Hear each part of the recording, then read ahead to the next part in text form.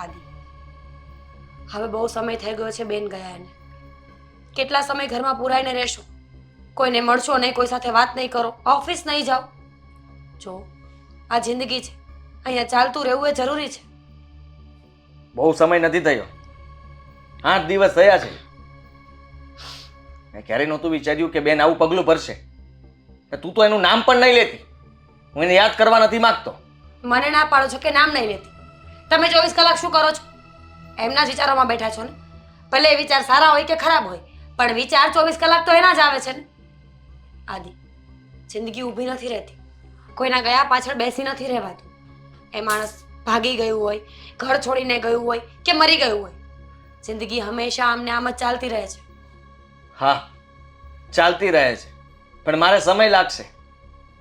હું આ બધું સહન નથી કરી શકું એમ. તને ખબર નથી, એણે જેમ કીધું એમ મેં કર્યું. મેં એને કહ્યું કે એ છોકરો એના લાયક નથી તો નથી. એને માની લેવું જોઈતું હતું ને. મારી ઉપરવટ જઈને આવું કામ કરવાની જરૂર શું હતી? હશે, હું માનું છું કે તમે સાચા છો. મારા માટે તો એ મરી જ ગઈ છે. બસ હવે એટલું બધું ન બોલો ને. આમ તો કહેવાય છે ને કે બધું નસીબમાં લખ્યું હોય જ થાય છે. તો નસીબ ઉપર ઢોળી દો ને. નસીબમાં લખ્યું હશે એટલે આવું કર્યું હશે. કોઈ પણ વાતને આપણે લાઇટલી કેમ ન લઈ શકીએ? હરેક વાતમાં આટલું બધું ગુસ્સે થવું, આટલું બધું રિએક્ટ કરવું જરૂરી કેમ હોય છે? એટલા માટે કે પપ્પાના ગયા પછી એનું ધ્યાન રાખ્યું હતું. ખબર નહીં કચાશ ક્યાં રહી ગઈ કે આણે આવું પગલું ભર્યું, પપ્પાનું નાક પણ ડૂબાડ્યું. સારું છે પપ્પા અત્યારે જીવતા નથી, નહીં તો એમના પર શું વીતતી હોત. એ તમારી વિચારધારણા છે આદિ. કદાચ એવું પણ હોત ને, પપ્પા જીવતા હોત, દામિનીબેન પપ્પાને છોકરાની વાત કરત અને પપ્પા હા પાડી દેત, લગ્ન કરાવી આપત. જો જે માણસ નથી એની વિચારધારણા આપણે નક્કી કરવાવાળા કોણ? આપણે તો ફક્ત એટલું જોવું જોઈએ કે જે વીતી ગયું છે એને જવા દઈએ અને જે આગળ આવે છે એને સ્વીકારવા માંડીએ. મારાથી એ નહીં થઈ શકે. થોડા દિવસ હજી પણ હું કામ પર નહીં જાઉં, કોઈને મળીશ પણ નહીં. શાંતિથી હું આમ જ રહીશ આ રૂમમાં. જો એકલા એકલા ડિપ્રેશનનું લેવલ વધશે. શું કામ ખોટે ખોટું એકલા એકલા રૂમમાં બેસવું છે? તમે હોલમાં નથી આવતા, મમ્મી સાથે વાત નથી કરતા. બહાર નીકળો, લોકોને મળો અને જે રિયાલિટી છે એને એક્સેપ્ટ કરો. થોડા દિવસ લોકો બોલશે, સમજુ છું કે લોકોને તો બસ મોકો જોઈએ છે બોલવા માટે, પણ હરેક મુદ્દો હંમેશા માટે મેઇન નથી હોતો. કાલ વાત ફરી જશે, કાલ મુદ્દો ફરી જશે અને લોકો બધું ભૂલી જશે. લોકો ભૂલી જશે પણ હું નહીં ભૂલી શકું ને. મમ્મી નહીં ભૂલી શકે. અને રહી વાત તો ખબર નહીં, મન થાય છે કે આ ઘર છોડીને જતા રહીએ કઈ દૂર, જ્યાં આપણને કોઈ ઓળખતું જ ના હોય. રિયાલિટી બદલી જશે એ કરવાથી? તમારી બેન ભાગી ગઈ છે એ વાત તમારા મગજમાંથી જો નીકળી જતી હોય તો આપણે એવું કરીએ. આદિ, બધી વાતો માણસના મગજમાં હોય છે. શહેર અને ઘરને કોઈ લેવા દેવા નથી હોતા. જ્યારે મગજના વિચારો બદલશે ને ત્યારે આપોઆપ આ શહેર અને આ ઘર બધું સારું લાગશે. જ્યારે એ હેરાન થશે ને ત્યારે આપોઆપ ઘર યાદ આવશે, ભાઈ યાદ આવશે, બેન યાદ આવશે, ભાભી યાદ આવશે. તો એ લોકો કે હેરાન થાય? હા, હું તો એવું જ વિચારું છું કે આપણે એના માટે જે કંઈ કર્યું હતું અથવા વિચાર્યું હતું એ સારું જ હતું. અને કદાચ બની શકે તો એ પાછી આવશે જ. અને ત્યારે એને પછતાવા સિવાય બીજું કંઈ નહીં હોય. હા, ભગવાન પાસે પ્રાર્થના કરો કે એ દુઃખી થાય, એ માર ખાય, હેરાન થાય અને પાછી આવે અને અહીંયાથી તમે એને ધક્કા મારીને ઘરની બહાર કાઢી મૂકો. પછી એ રસ્તા પર રખડતી હોય, ભીખ માંગતી હોય, ખબર નહીં શું શું કરતી હોય, ત્યારે લોકો સારી વાતો કરશે ને. વાહ, બહુ સારા ભાઈ છો તમે તો. હા, એ જે કરવું હોય તે કરે. એણે અમારું દિલ તોડ્યું છે તો એની સાથે એવું થવું જોઈએ ને. કોણે કહ્યું કે દિલ તોડ્યું છે? તમારી સમક્ષ બધી જ વાત એને રજૂ કરી હતી પણ તમે માની નહીં, એનો મતલબ કે એણે તમારું દિલ નથી તોડ્યું. કોઈ વાત ન કરી હોત, ઘર મૂકીને એમને જતી રહી હોત તો તમે આવું બોલતા સારા લાગતા હોત. તું શું કામ એનો પક્ષ લે છે? સાચાનો પક્ષ લઉં છું. જરૂર નથી, મારે એની વાત નથી સાંભળવી કે એના વિશે વાત પણ નથી કરવી. તારી પાસે કોઈ બીજી વાત હોય તો તું કરી શકે છે, પણ હવે દામિનીની વાત આ ઘરમાં નહીં થાય. ઠીક છે, નહીં કરું. Thank you. વેલકમ.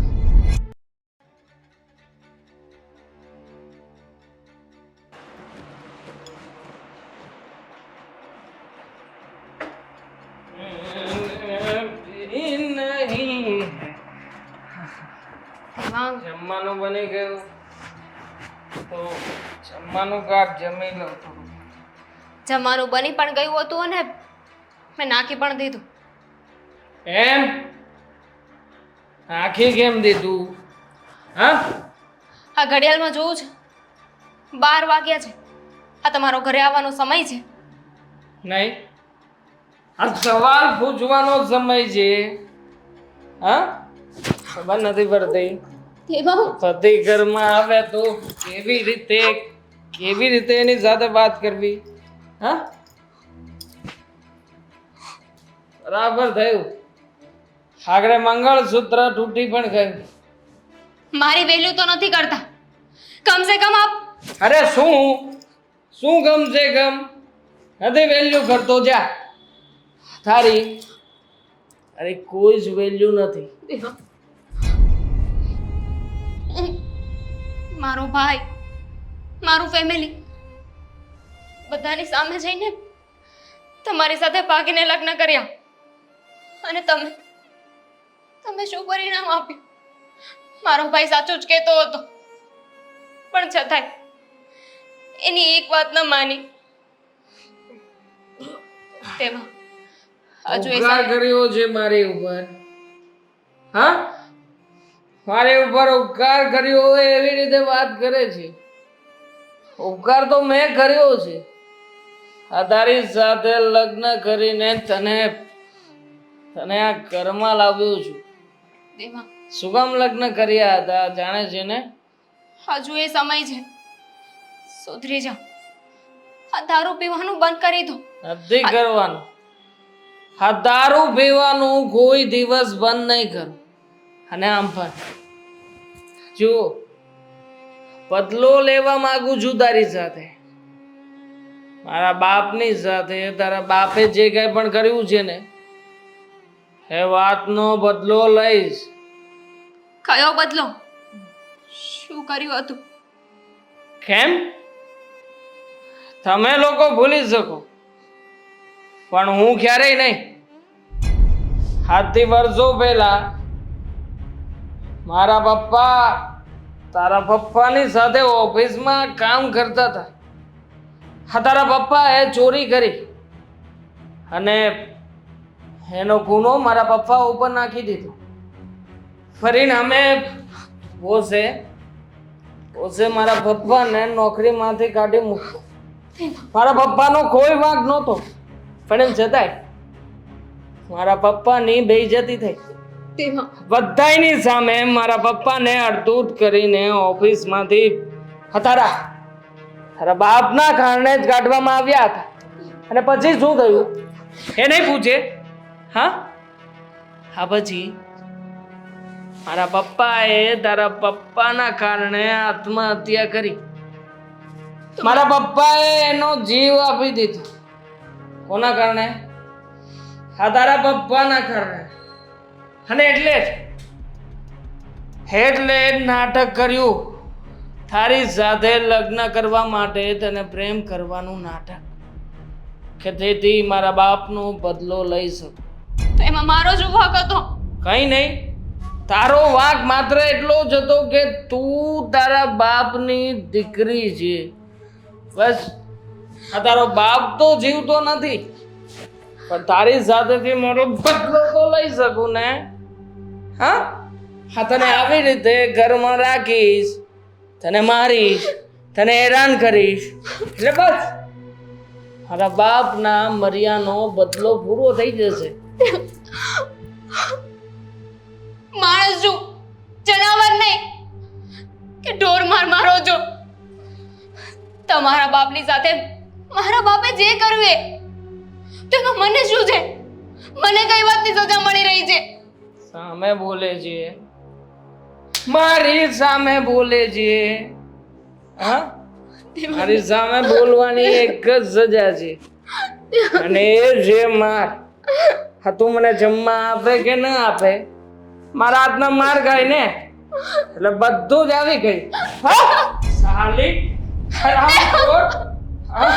નહીં, મારી સામે બોલીશ, મારી સામે બોલીશ, બોલીશ, હા બોલીશ બીજી વાર. આજે જીવતી મેલું છું, પણ યાદ રાખજે બીજી વાર તને જીવતી નહીં જવા દઉં.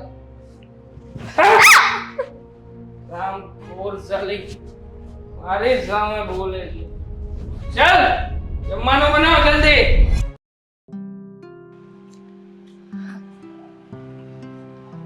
ભાભી કેમ છો? જેવા હોવા જોઈએ એવા જ ટેન્શનમાં હેરાન થઈએ છીએ. લોકો અમારી વાતો કરે છે અને અમે ઘરમાં પુરાઈને બેઠા છીએ. તમને કેમ છે? બસ ભાભી મજામાં. તમારા લોકોની યાદ આવે છે. આ ચહેરા પર શેના નિશાન છે?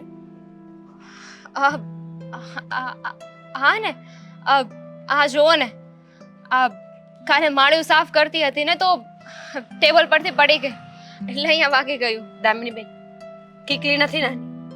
ખબર પડે છે મને બધી જ. કેવી રીતે લાગ્યું હશે ને એ દેખાય છે મને. ના ના, હું શું કામ ને તમારી પાસે ખોટું બોલું? વાગી ગયું છે મને. હા, તમને તો ખબર છે ને હું કેટલી બેદરકાર છું. હા, ગમે ત્યાં ભટકાતી હોઉં છું, ગમે ત્યાં વાગી જાય છે. એટલે જ ના પાડતા હતા તમારા ભાઈ કે રહેવા દો, આ કરવાની કોઈ જરૂર નથી. પણ ત્યારે તમને અમારી કોઈ વાત મગજમાં ના આવે. પોતાને જે કરવું હતું એ કરી જ લીધું ને તમે. અને હવે પસ્તાવા સિવાય કોઈ રસ્તો નથી એટલે જૂઠ પણ બોલો છો. પછતાવાનું કોણે કહ્યું તમને કે હું પછતાઈ રહી છું? મને કોઈ વાંધો નથી. દેવાંગ તો મને બહુ સારી રીતે રાખે છે. કોઈ વાતની કમી નથી આવવા દેતા. દામિનીબેન, કેટલું ખોટું બોલશું. હું સમજુ છું કે તમે દુઃખી છો અને દુઃખને છુપાવવાની કોશિશ કરો છો. પણ જો હકીકત તમે મને કહી શકો છો. તમે મને કહેશો તો હું તમારા ભાઈને કહીશ અને આ વાતનું કોઈ નિવારણ આવશે. ભાઈ શું કરે છે? ગુસ્સે હશે ને મારાથી? એની મરજી વિરુદ્ધ મેં લગ્ન કર્યા. નારાજ હશે ને? દુઃખમાં છે. એવા દુઃખમાં જેનું કોઈ નિવારણ નથી દામિનીબેન. તમને શું ખબર હોય કે જેના ઘરમાંથી જુવાન દીકરી જુવાન બેન ભાગી હોય એ ભાઈ અને બાપનું હૃદય શું કરતું હોય? કેટલા દિવસથી ઘરની બહાર નથી નીકળ્યા, ઓફિસ નથી જતા, ઇવન હોલમાં પણ નથી બેસતા અમારી સાથે. 24 કલાક એક રૂમમાં કેદીની જેમ પુરાઈને બેસે છે અને હંમેશા એ જ વિચાર કરે છે કે એવી તો શું ખામી રહી ગઈ મારા પ્રેમમાં કે મારી બેનને પ્રેમ માટે બહાર જવું પડ્યું. કોઈ ખામી નહોતી, પણ એનો જીવ હતી ને હું. હવે હું જેમને હર્ટ કરું, એમની મરજી વિરુદ્ધ જાઉં તો સ્વાભાવિક છે. દુઃખ તો લાગે જ ને. લાગે છે. ઘણી ઉમ્મીદો હતી એમને મારાથી. હા, દુઃખ તો લાગે જ. એ તો જ્યારે માં બનશો અને સંતાન આવશે ત્યારે ખબર પડશે. પણ અત્યારે એક વાત જરૂર કહીશ, બની શકે માણસની જીવનમાં કોઈ ફેસલો ખોટો થાય, કોઈ કાર્ય ખોટું થાય, પણ એનો અર્થ એવો નથી કે તમારી આખી જિંદગી તમે હાથે રહીને ખરાબ કરો. દુઃખમાંથી બહાર નીકળવાનો રસ્તો હોય છે, એ રસ્તો શોધવો પડે. ભાભી, એક કામ કરશો તમે? શું? હું એને હર્ટ કરવા નહોતી માંગતી, પણ એને કહેજો કે મને એની બહુ યાદ આવે છે. હા, કહીશ. એ પણ કહીશ કે તમારી પાસે આવીને એકવાર જાણવાની કોશિશ તો કરે કે આ ચહેરા પરના નિશાન કહેવા શું માંગે છે. સારું. મમ્મીની તબિયત સારી છે ને? સારી નથી, પણ કદાચ એવું થાય કે સમાધાન થાય તો સારું થઈ જાય. મળ્યા પછી